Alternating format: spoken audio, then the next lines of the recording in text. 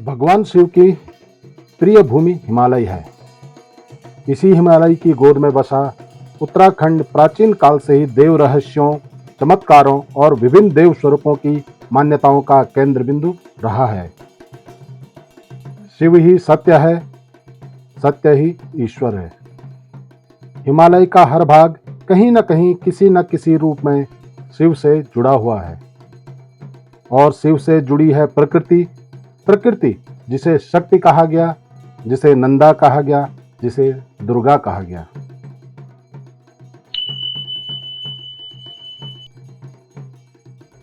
शिव और शक्ति की पौराणिक कहानियों से जुड़े अनेक पौराणिक मिथकों में एक व्याख्यान है भैरव। शिव के गणों में सर्वप्रथम है भैरव और शिव के इन्हीं गणों में एक गण है सांगल्या भैरव।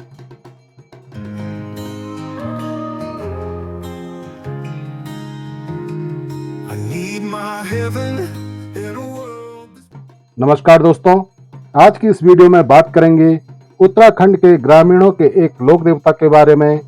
बात करेंगे भैरव के एक रूप सांगल्या भैरव की। दोस्तों, वीडियो में आगे बढ़ने से पहले आप सबसे अनुरोध है कि इस वीडियो में दी गई जानकारी विभिन्न इतिहासकारों के लिखित तथ्यों, लोक गाथाओं, जनश्रुतियों पर आधारित है। कृपया अपने विवेक से वीडियो की जानकारियों को समझें और कमेंट में अपनी जानकारियां साझा करें।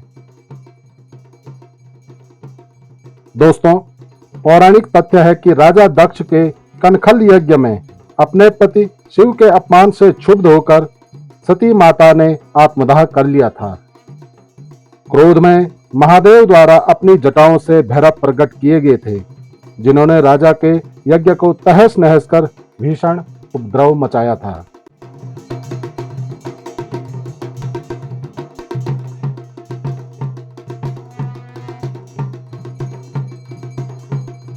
अब एक नजर डालते हैं भगवान शंकर के इन भैरव गणों की स्थिति और इनकी संख्या पर। मुख्यतया 8 भैरव माने जाते हैं जो काल भैरव के अधीन होते हैं। ये काल भैरव वही भैरव हैं जिन्होंने ब्रह्मा के 5वें सिर को काट डाला था और ब्रह्म हत्या से मुक्ति पाने के लिए भगवान शिव ने जिन्हें काशी बनारस जाने का आदेश दिया था। दोस्तों, ये अष्ट भैरव इस प्रकार से माने जाते हैं: असितांग भैरव, रुडु भैरव, चंड भैरव, क्रोध भैरव, उन्मत्त भैरव, कपाल भैरव, संहार भैरव और भीषण भैरव। हालांकि नामों में कुछ मतभेद हो सकते हैं। अब इन अष्ट भैरव के अधीन 64 अन्य भैरव आते हैं। हिंदू समाज के तंत्र साधक ही इन अष्ट भैरव की पूजा और साधना करते हैं। आम गृहस्थ अष्ट भैरव की पूजा नहीं करते, न ही इनको अपने घर में स्थापित करते हैं।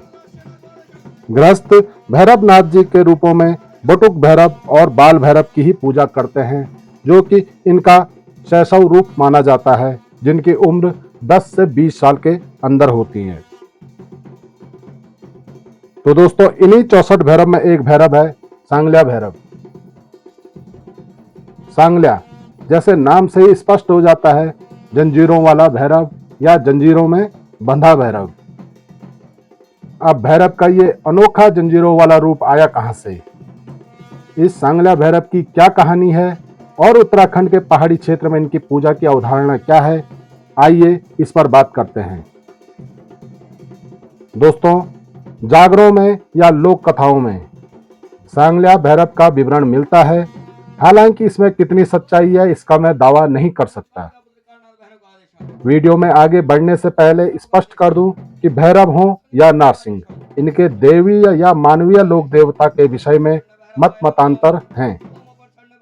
जागरों या लोक गाथाओं में बहुत सी पौराणिक चमत्कारी घटनाओं का मिश्रण समय समय पर हुआ है, जिससे कि आज का आम पहाड़ी समाज दिग्भ्रमित सा रहता है। इस प्रकरण को पीछे छोड़ बात करते हैं सांगल्या भैरव की।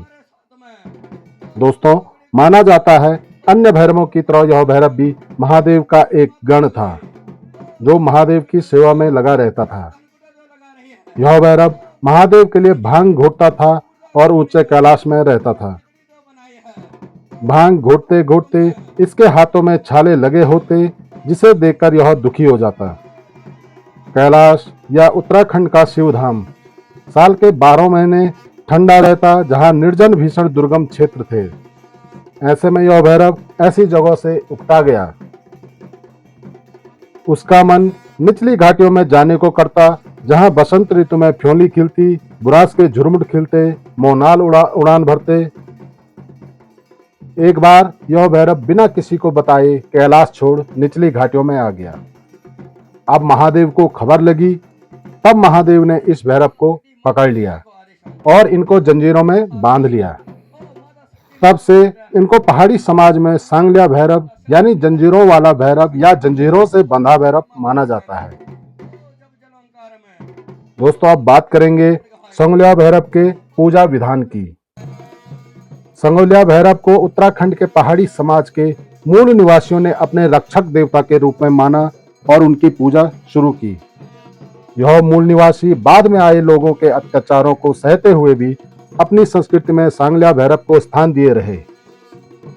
समय बदला, परिस्थितियां बदली, परंतु सांगल्या भैरव से जुड़ी श्रद्धा मजबूत बनी रही और आज भी पहाड़ के गांवों में यह श्रद्धा परंपरा का उत्कृष्ट स्वरूप बनकर हर पोष या चैत वैशाख में सांगल्या देवता के मंडाण के रूप में जगह बनाए हुए है।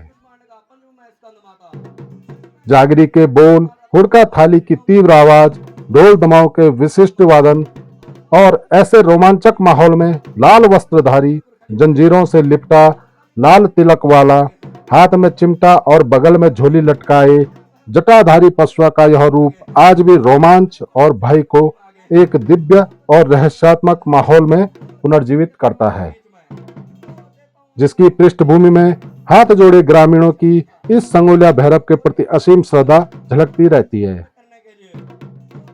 तो दोस्तों, ये थी आज की वीडियो। आशा है आपको मेरा यह प्रयास अच्छा लगा होगा। यदि यह वीडियो पसंद आई हो तो वीडियो को लाइक कर कमेंट में जय भैरवनाथ लिखकर अपने दोस्तों तक ये वीडियो शेयर अवश्य कीजिएगा। और ऐसी वीडियो देखने के लिए मेरे इस चैनल को सब्सक्राइब अवश्य करें, ताकि मैं पहाड़ी संस्कृति से जुड़ी ऐसी वीडियो आपके सामने लाता रहूं। तो दोस्तों, मिलते हैं अगली वीडियो में। तब तक के लिए आप सभी का धन्यवाद। जय सांगल्या देवता, जय भैरवनाथ।